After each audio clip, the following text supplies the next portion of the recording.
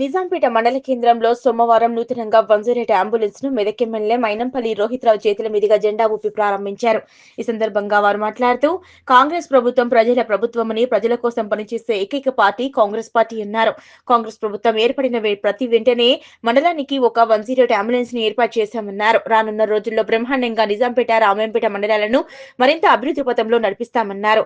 అనంతరం నస్కల్ గ్రామానికి చెందిన వార్తా జర్నలిస్టు పాతూరి నరసింహులు గౌడ్ అనారోగ్యంతో మరణించగా వారి కుటుంబ సభ్యులను ఎమ్మెల్యే పరామర్శించి వారికి మనోధైర్యాన్ని కల్పించారు. ఈ కార్యక్రమంలో మండల అధ్యక్షులు మారుతి, పట్టణ అధ్యక్షులు నసీరుద్దీన్, కాంగ్రెస్ సీనియర్ నాయకులు ముత్యం రెడ్డి, తాజా మాజీ సర్పంచ్ అమర్సేనారెడ్డి, నరసింహారెడ్డి, సత్యనారాయణ రెడ్డి, వై వెంకటేశం, మాజీ ఉప సర్పంచ్ కొమ్మటబాబు, వెల్దుర్తి వెంకటేష్ గౌడ్, అబ్బారెడ్డి, మోహన్ రెడ్డి, లింగంగౌడ్, లాలాగౌడ్, బాజా రమేష్, గుమ్మల అజయ్, యూత్ అధ్యక్షులు రామచందర్ నాయక్, వినోద్, సూర్య నాయక్, శ్రీనివాస్ నాయక్, మధుసూదన్ రెడ్డి, భాస్కర్ గౌడ్, నాగరాజు, సూరారాములు, మ్యాదరి రాజు, లక్ష్మారెడ్డి తదితరులు పాల్గొన్నారు. మండలంలో నూతనంగా అంబులెన్స్ ని ప్రారంభించుకోవడం జరిగింది.